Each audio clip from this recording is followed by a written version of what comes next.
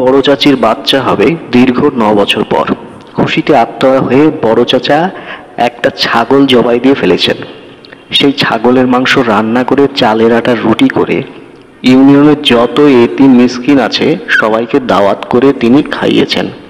খাওয়ার শেষে ওদের প্রত্যেকের হাতে 50 টাকা করে দিয়ে বলেছেন, আমার স্ত্রীর সন্তান হবে আমাদের বিয়ের 9 বছর পর। এর চেয়ে খুশির সংবাদ আমার কাছে আর কিছু নাই। তোমরা আমার স্ত্রীর জন্য দোয়া করবা। আমার সন্তান যদি সহি সালামতে পৃথিবীর আলো দেখে তবে তোমাদেরকে আমি গরু জবাই দিয়ে খাওয়াবো ইনশাল্লাহ। এতিম আর মিসকিনেরা সেদিন খুশি মনে বাড়ি থেকে দাওয়াত খেয়ে পকেটে টাকা নিয়ে নিজেদের বাড়ি বাড়ি চলে গেল। যাওয়ার সময় শুকরিয়ার চোখে জল এনে দোয়া করলো, মাবুদ গো, তোমার এই বান্দা যে আমার মতো নাদান এক এতিম রে এত বড় সম্মান দিয়ে তার বাড়িতে এনে দাওয়াত খাওয়ালো, আবার খুশি হয়ে হাতে টাকাও দিল, তার মনের আশা তুমি পূরণ করো। দয়াল মাবুদ গো, তোমার ইব্রাহিম নবীর অভ্যাস ছিল ফকির মিসকিনের সম্মান করে দাওয়াত করে খাওয়ানো। তোমার এই বান্দার অভ্যাসও তেমন। সে কোনো ধনী মানুষ খুঁজে দাওয়াত করেনি, আমার মতো নাদানদের খুঁজে বের করে সম্মান দিয়েছে। ও মাবুদ, তোমার যে বান্দা এই এতিমরে সম্মান দিল তারে তুমি নিজের সম্মান দিও।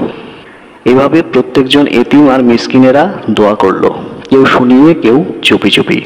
বড় চাচাকে সেদিন দেখে মনে হলো জগতে তার মতো এমন সুখী মানুষ আর একটিও নেই। সন্ধ্যাবেলায় বড় চাচি যখন জল ভরা চোখে জায়নামাজে বসে আল্লাহর মহিমা প্রকাশ করছিল, তখন বড় চাচা তার কাছে এসে 30,000 টাকায় গড়ানো সোনার চেইনটা বড় চাচির গলায় পরিয়ে দিয়ে বললেন, এ আমার উপহার, আল্লাহ তোমায় বিবি হাজেরার মতো কবুল করুন। বড় চাচি তখন দোয়া শেষ করে হাউমাউ করে কেঁদে উঠলেন। বড় চাচা চাচিকে জড়িয়ে ধরে বললেন, শান্ত হও। চাচি শান্ত হলেন না। প্রাণ ভরে অনেকক্ষণ কাঁদার পর বড় চাচাকে জড়িয়ে ধরে বললেন, যে জগতে কোনো মেয়ে মানুষের সন্তান না হলে তাকে নিত্যদিন তার স্বামীর গঞ্জনা সইতে হয়, কত অবহেলা কত অত্যাচার নেমে আসে সেই মেয়েটির উপর, আর আপনি সেখানে আমার শুধু সান্ত্বনার অনুপ্রেরণাই দিয়ে গেছেন বছরের পর বছর। কোনো কারণে যেন আমার একটুও মন খারাপ না হয় সেই চেষ্টাই করে গেছেন সব সময়। আমার কোনো কাজে অসন্তোষ আসে এমন কিছুই করেননি কোনোদিন আপনি। ও স্বামী, আল্লাহ আপনাকে এর উত্তম প্রতিদান দান করুন।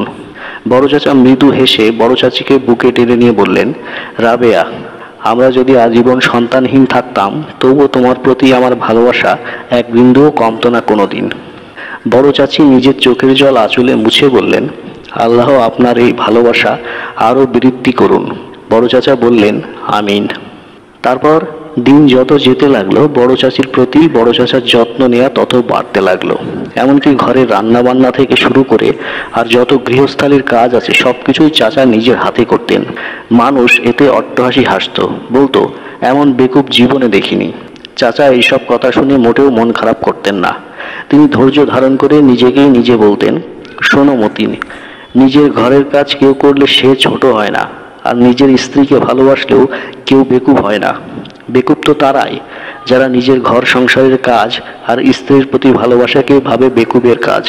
বড় চাচি একদিন রাতে চাচাকে বললেন, আচ্ছা, আমাদের সন্তান যদি মেয়ে হয় তবে তুমি কি খুশি হবে? বড় চাচা আনন্দে আত্মহারা হয়ে উঠে বললেন, আমার কি সে কপাল আছে? রাবেয়া, সত্যি সত্যি আমি যদি কোনো কন্যা সন্তানের বাবা হতে পারতাম তবে আমি নিজেকে ঘোষণা করে দিতাম আমি পৃথিবীর সবচেয়ে সফল মানুষদের একজন। বড় চাচি অবাক হয়ে বললেন, কি অদ্ভুত কথা, যেখানে মানুষ মেয়েদের ভাবে অপয়া সেখানে আপনি বলছেন আপনার মেয়ে সন্তান হলেই আপনি সফল। বড় চাচা মৃদু হেসে বললেন, রাবেয়া, তুমি কি জানো না আমার রাসূল সাল্লাল্লাহু আলাইহি ওয়াসাল্লাম বলে গেছেন, মেয়ে সন্তান তার পিতার জন্য জান্নাত। বড় চাচির চোখ মুখ হঠাৎ আনন্দে উজ্জ্বল হয়ে উঠল। তিনি বড় চাচার হাত টেনে নিয়ে তার দুঠোঁটে চুমু খেতে খেতে বললেন, আমার জান্নাত। চাচা বললেন, আমার জান্নাত গমনের সহজ পথ। তারপর সেই দিন এসে গেল যেদিন বড় চাচির পেটে অসম্ভব ব্যথা। রাত থেকে একটানা পানি ভেঙেছে চাচির। গ্রামের সবচেয়ে অভিজ্ঞ ধাই ও বলছে, সন্তান আছে উল্টো হয়ে, বলা যায় না কি হয়। গাছ ফল দুটোই নষ্ট হতে পারে, ভাগ্য ভালো হইলে একটা টিকতে পারে। সব আত্মীয় স্বজনেরা অস্থির হয়ে উঠল। কেউ কেউ কান্নাকাটি করছে, কিন্তু বড় চাচা মোটেও কাঁদলেন না। তিনি বললেন, সব আল্লাহর ইচ্ছা, তার হুকুম ছাড়া একটা গাছের পাতাও নড়ে না। আমি তার উপর ভরসা রাখি, আল্লাহ যা চান তাই হবে। সেদিনও সবাই চাচাকে বলল বেকুব। বড় চাচা নিজেকে নিজে বললেন, মতিন, তুমি বেকুব না, বেকুব তো তারা যারা বিপদে আল্লাহর উপর ভরসা রাখতে পারে না। সবশেষে যখন সবাই নিরাশ হয়ে গেল একে একে, তখন বড় চাচা সেজদায় পড়ে গেলেন। সেজদায় পড়ে বললেন, আল্লাহ গো, তুমি যা করো তাই আমি মেনে নিব। আমি তোমার এমন গোলাম যে কোনোদিন কোনোভাবেই কোনো কারণে তোমার উপর নারাজ হবে না। চাচা সেজদায় লুটিয়ে পড়ে অযোধ্যায় কাঁদছেন। চোখের জলে জায়নামাজ ভিজে চুপসে গেছে। চাচা শুধু বারবার একটি কথাই বলছেন, আল্লাহ তুমি যা করো তাই মঙ্গলময়, আমি তোমার উপর সর্বদাই রাজি। চাচা কাঁদছেন, আমরা কাঁদছি। যখন বাড়ির সব কজন মানুষ নিরুপায়, তখন জমিনে এসে লুটিয়ে পড়ল পৃথিবীর নবীনতম একজন মানুষ, একটি কন্যা সন্তান। ওয়া ওয়া শব্দের কান্নায় নিস্তব্ধ বাড়িটি তখন কানায় কানায় ভরে উঠল। বড় চাচা তখনও সেজদায়। চাচার কাছে দৌড়ে গিয়ে তার পিঠে আলতো হাত বুলিয়ে আমি বললাম, চাচা, কারোর কোনো ক্ষতি হয়নি, চাচি সুস্থ আছেন, আর আপনি হয়েছেন কন্যা সন্তানের পিতা। চাচার সঙ্গে সঙ্গে সিজদা থেকে মাথা উঠিয়ে চিৎকার করে 3 বার বললেন, শুকুর আলহামদুলিল্লাহ, আলহামদুলিল্লাহ, আলহামদুলিল্লাহ। তো বন্ধুরা, আজকের এই ছোট গল্পটা যদি আপনাদের একটুও ভালো লাগে, অবশ্যই একটা লাইক করে দিন, বন্ধুদের সঙ্গে শেয়ার করে দিন।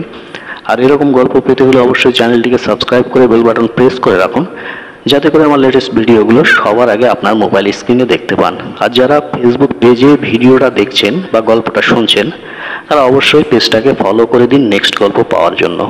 তো আজকে এই পর্যন্তই, ধন্যবাদ সবাইকে।